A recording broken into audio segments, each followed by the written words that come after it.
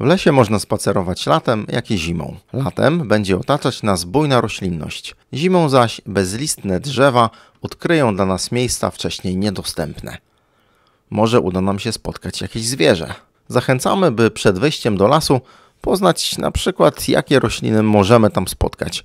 Poczytacie o nich w niektórych książkach lub na różnych stronach internetowych. Można też porozmawiać z kimś, kto ma dużą wiedzę na temat lasów. My spotkaliśmy pana Antoniego, który opowiedział nam o drzewach i roślinach żyjących w naszym otoczeniu. Pan Antoni przez wiele lat opiekował się pomorskimi lasami i zna je jak własną kieszeń. Antoni Licow, jestem wolontariuszem w Leśnym Ogrodzie Botanicznym.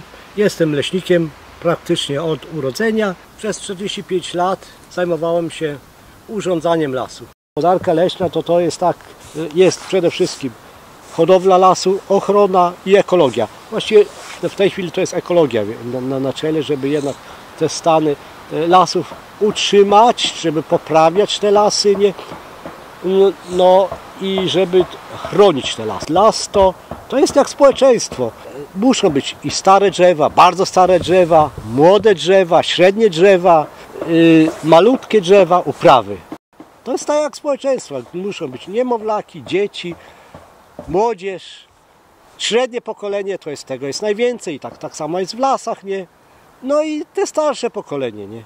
Tutaj są generalnie lasy mieszane, lasy żyzne, lasy mieszane. Tu głównie znajdują się grądy, znajdują się buczyny, znajdują się świetliste dąbrowy, a tutaj przeważającym są takie te bory sosnowe, głównie z przewagą sosny.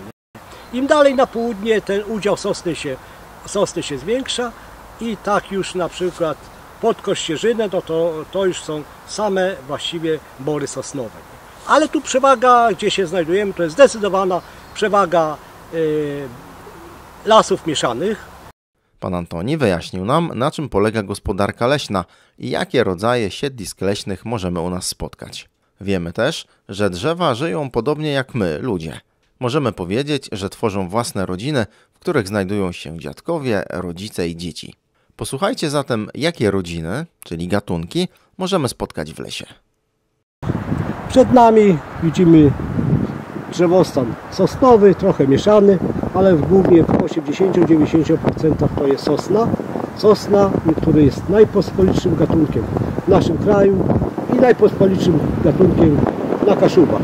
Sosnę możemy rozpoznać m.in. oglądając jej igły. W jednym pęczku posiada 2 igły. Sosna zwyczajna, inaczej sosna pospolita, to drzewo iglaste, zimozielone, będące podstawowym gatunkiem lasotwórczym w borach suchych, świeżych, mieszanych i bagiennych. Rosnące samotnie sosny mają rozłożyste, dosyć gęste korony. Dojrzałe szyszki są niewielkie, do 7 cm długości, a skrywane w nich nasiona od 4 do 5 mm stanowią cenny pokarm wielu różnych gatunków zwierząt. Na Kaszubach rośnie też sosna wejmutka, zwana też sosną amerykańską. Jest to gatunek drzewa pochodzący z Ameryki Północnej. Możemy ją porównać do naszej sosny zwyczajnej. Spójrzcie, w swoim krótkopędzie ma aż 5 igieł, czyli o 3 więcej niż nasza sosna zwyczajna. Natomiast jej szyszki mają walcowaty, wydłużony kształt. Dość pospolitym drzewem jest również modrzew. Posłuchajmy, co pan Antoni opowie nam o tej roślinie. Modrzew to jest takie polskie drzewo. Z tego modrzewia powstawały dworki modrzewiowe. I co ciekawsze, modrzew to jest jedyne drzewo iglaste, które gubi igły na zimę. Nie? Bo sosna, świerk czy tam jodła to są zimozielone, a to co roku gubi te igły. Oprócz drzew iglastych mamy w lasach wiele gatunków drzew liściastych. Skupiska drzew z przewagą grabów, buków, dębów lub klonów nazywamy grondem. Buk i grab są drzewami liściastymi, które lubią żyzną ziemię i często rosną obok siebie, co sprawia, że możemy je łatwo pomylić. Jeśli chcemy je rozróżnić, pomocą będzie porównanie liści. Liście buku mają delikatnie pofalowany obrys, natomiast liście grabu posiadają na brzegach charakterystyczne ząbki. Powszechnym drzewem liściastym jest klon zwyczajny. Najlepiej rośnie w pełnym nasłonecznieniu lub w półcieniu. Klon dorasta do 18-27 metrów wysokości. Ma rozłożysty pokrój o okrągławej lub parasolowatej koronie. Typ kształtu liści nazywa się dłoniasto-klapowanym.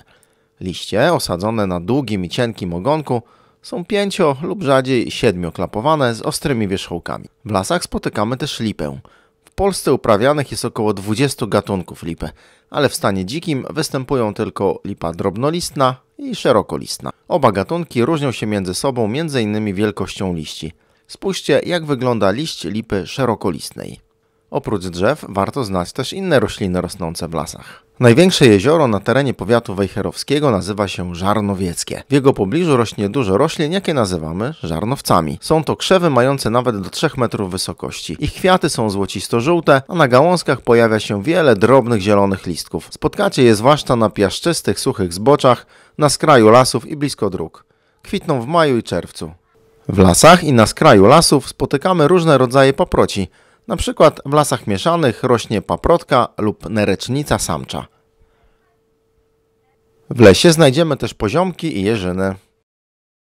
W niektórych miejscach w lasach liściastych rośnie gwiezdnica wielkokwiatowa, która kwitnie od końca kwietnia do początku czerwca. Ma piękne białe kwiaty. Z pewnością nieraz zdarzyło Wam się spotkać w lesie rośliny, które są mocno kłujące. Przykładem niech będzie ostrożeń, który ładnie kwitnie, ale też ładnie potrafi ukłuć.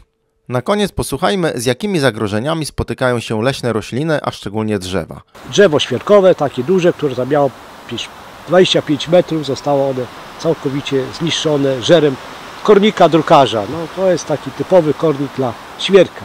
A tutaj obok to jest sosna, taka konar sosnowy, i który został on zniszczony przez też owady, przez cetyńca. Bo sosna to ma takie te owady malutkie, to są cetyńce, które żerują pod korą. Nie? Zachęcamy do odbywania spacerów w lesie. Pamiętajcie o poprawnym zachowaniu. Przede wszystkim chrońmy przyrodę. Nie niszczmy roślin i nie wyrzucajmy do lasów śmieci. Pamiętajcie o tym, by odpowiednio się ubrać. Dobrze jest nosić wysokie buty i długie spodnie. Takie ubranie praktycznie zabezpiecza przed ukąszeniem owadów lub nawet żmii.